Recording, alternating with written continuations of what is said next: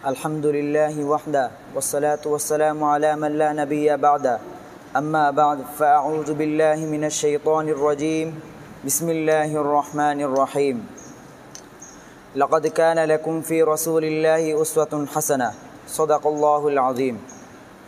अन्नादिया साक़ाफ़ी কর্তৃক আয়োজিত আজকের সাপ্তাহিক সভার সম্মানিত সভাপতি ও আমার সামনে উপবিষ্ট ইলমের মধু আহরণকারী ছাত্র ভাইরা, সবাইকে জানাই আমার অন্তরস্থল থেকে আন্তরিক মুবারকবাদ।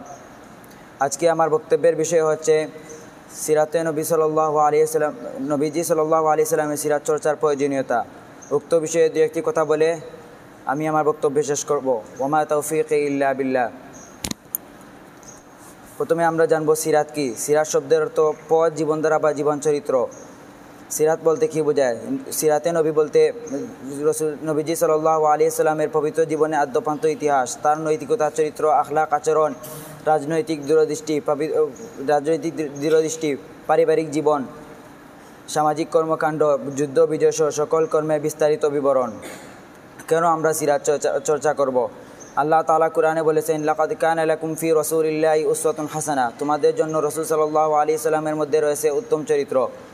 মানবিকতার জন্য রাসূল সাল্লাল্লাহু আলাইহি ওয়াসাল্লাম ছিলেন উত্তম আদর্শ, সর্বোচ্চ উত্তম উৎকর্ষের আদর্শ।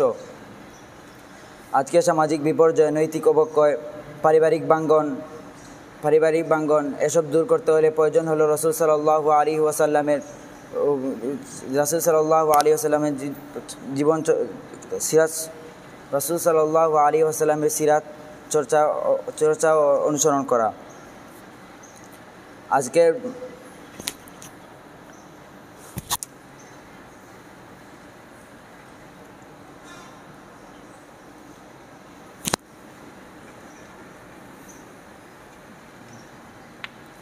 রাসূল সাল্লাল্লাহু আলাইহি ওয়াসাল্লাম ছিলেন